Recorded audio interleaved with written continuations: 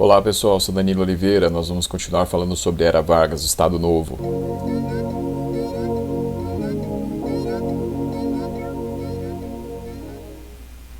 Pessoal, então na aula passada eu falei para vocês sobre a legitimação política e cultural que o governo Vargas, no seu estágio aí desse Estado Novo, tentou estabelecer. Agora eu vou falar para vocês da política trabalhista, né, e também da questão industrial e também da questão do serviço público, como ia ficar na era Vargas aí da época do Estado Novo.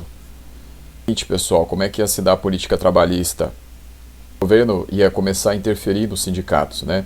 Mais ainda, porque ele já tinha começado essa ideia de interferência nos sindicatos desde a sua chegada ao poder em 30, né? Mas agora, como Estado Novo, como ditadura, o governo Vargas vai interferir nos sindicatos para deixar controlado ali o movimento dos trabalhadores para que eles não realizassem qualquer tipo de manifestação, né?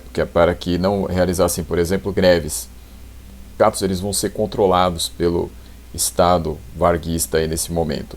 Além disso, pessoal, de uma forma ali para tentar satisfazer os trabalhadores, o Vargas vai instituir o salário mínimo, tá, em 1940. Lembrando, pessoal, que essas reivindicações trabalhistas, elas já vinham dos próprios trabalhadores aí desde o seu movimento muito antes do Vargas chegar ao poder. Mas Vargas agora, para tentar ganhar aí a confiança dos trabalhadores, para tentar se manter aí, vai instituir o salário mínimo em 1940. Pessoal, vem a instalação da Justiça do Trabalho. A Justiça do Trabalho já tinha sido criada desde 1934, mas ela não tinha sido estabelecida ainda. Então a instituição da Justiça do Trabalho vem ali para tentar equilibrar os conflitos entre trabalhadores e patrões neste momento. Vem a consolidação das leis do trabalho, que vão ali fazer com que as leis que foram criadas até então aí para assegurar os direitos dos trabalhadores sejam solidificadas.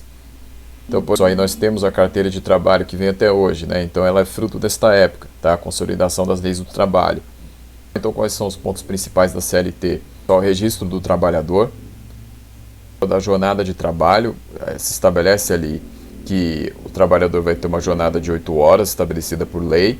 Descanso, né? Que aí se refere à questão tanto do descanso diário quanto da questão do descanso semanal, né? Na questão ali do fim de semana. As férias, né, que estão agora consolidadas também. A proteção do trabalho da mulher também vai ser colocada aí. Essas outras coisas também, tá, pessoal? Então a questão da própria Justiça do Trabalho também vai ser incluída aí na consolidação. A questão também da fiscalização do trabalho. Então diversas coisas aí foram colocadas na CLT, pessoal. Essas aqui são algumas delas, são as principais.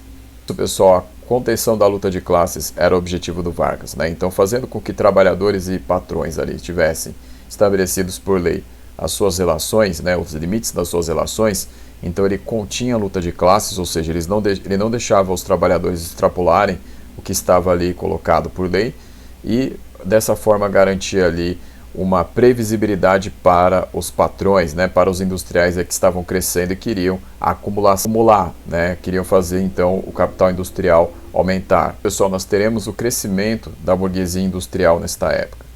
Com esse aparato todo aí colocado pelo Vargas, a burguesia é o que vai se beneficiar, né? Porque os trabalhadores não vão fazer as greves, não vão extrapolar os limites ali impostos pelo Estado, e aí dessa forma então a burguesia pode acumular mais tranquilamente. Haverão organizações dos industriais brasileiros nos anos 40. Então quais foram essas organizações? Elas, pessoal, foi a Ciesp, que já tinha sido criada desde 1928, mas aí, no início dos anos 30, tinha mudado de nome, tinha passado a se chamar Fiesp, mas aí, nos anos 40, ela voltou a atuar. Então, aí ela voltou ao seu nome original, que era Ciesp. E qual era a função da Ciesp aí para os industriais? Só era realizar os estudos econômicos e legislativos para que a industrialização fosse cada vez mais implantada no Brasil. Tá? Então, como essa época aí é a época do crescimento da industrialização, então eles gostariam de fazer toda a racionalização possível, inclusive a estipulação das leis para que não houvesse nenhum entrave para a acumulação aí da indústria. Como eu já falei, foi a própria Fiesp, né? A Fiesp é a Federação das Indústrias do Estado de São Paulo. A partir aí do retorno da Ciesp nos anos 40, a Fiesp também vai seguir um caminho, né? Aí nessa questão aí dessas amarras aí da questão industrial no Brasil. E aí qual vai ser a função da Fiesp? São duas funções, na verdade, né? Então as questões institucionais e a questão da mobilização industrial. Então, as questões institucionais aqui tem a ver com a própria relação com o Estado, né? E a questão da mobilização industrial é a tentativa ali de dirigir, liderar aí o movimento dos industriais para aquilo que fosse melhor para o setor, né? Para a classe capitalista aí no geral. Vendo aqui, pessoal, a imagem atual, né, da sede dessas duas organizações, né? Elas não ficaram sempre aí na Avenida Paulista, né? Então essa é a imagem da Avenida Paulista hoje em dia. Já estiveram em outras regiões da cidade, né? Mas hoje essa é a sede delas. Qual seria a inspiração então para esse modelo de organização aí, em que esses industriais aí eles ficaram coligados, né? Era a questão da inspiração no Manuelesco, né? Que foi um teórico aí bastante lido aí nas primeiras décadas do século XX, né? Recolhido aí na Itália. É um teórico romeno, né? O Manuelesco, e ele foi trazido aqui para a América Latina, no Brasil. Aí os industriais tiveram inspiração no pensamento dele, né? Na questão do corporativismo vem daí, do Manuelesco, essa inspiração deles. E quanto ao Vargas em si, né? Qual ia ser a política dele em relação ao setor industrial, além da política trabalhista que já beneficiava os empresários aí? E bem, pessoal, a questão de estabelecer uma política de substituição das importações. Acontecia a questão de tentar criar no Brasil aquilo que não se conseguia importar na época, porque aí havia uma situação muito parecida, praticamente igual ao que acontecia na Primeira Guerra Mundial, que era a impossibilidade dos países principais, né, Estados Unidos, Inglaterra, França, Alemanha, de fornecer os equipamentos industriais para o Brasil neste momento. Por quê? Porque eles estavam em guerra. Então o Brasil precisava substituir aí essa produção. Pessoal, junto a isso vai ter uma industrialização de base, né? Ou seja, você vai ter a criação da siderurgia nacional. Ou seja, aqui nós teremos indústrias onde vão ter ali a transformação do ferro em aço, né? E aí de uma forma que as indústrias daqui possam utilizar para poder produzir. Disso, pessoal, foi a criação da Companhia Siderúrgica Nacional em 1940, tá? Então, isto se deu aí nessa questão de tentar incentivar essa industrialização brasileira. Então, a industrialização de base vem aí com ela, mas não só com ela, tem mais. Em 1942 vem a Vale do Rio Doce, em 1943 a Fábrica Nacional de Motores, em 1945 a hidrelétrica do Vale do São Francisco. Então essas aí são algumas amostras desse esforço industrial que o Brasil estava fazendo na época, liderado pelo Getúlio Vargas. Também vai ter aí uma questão de racionalização do serviço público, né? Então começou com a criação do DASP, né, que é o Departamento Administrativo do Serviço Público. A ideia, pessoal, era combater todos os costumes antigos aí que havia no Brasil.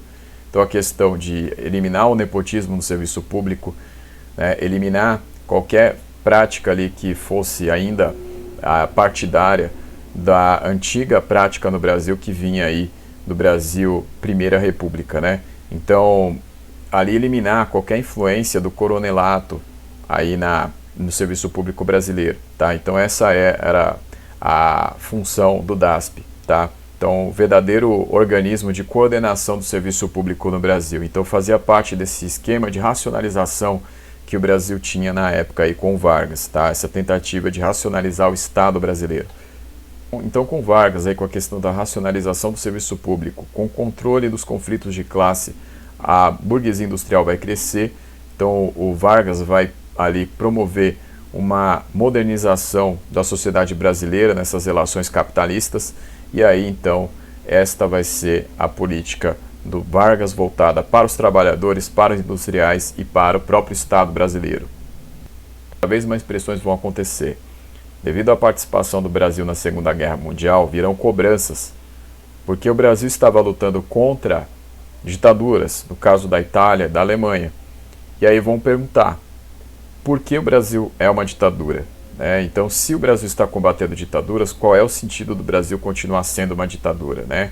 Qual é o sentido do Estado Novo? Então, várias mobilizações vão acontecer aí em relação a isso. O Vargas vai lidar com essas contestações. O que ele vai fazer? Pessoal, por enquanto é isso. Obrigado. Então, até a próxima.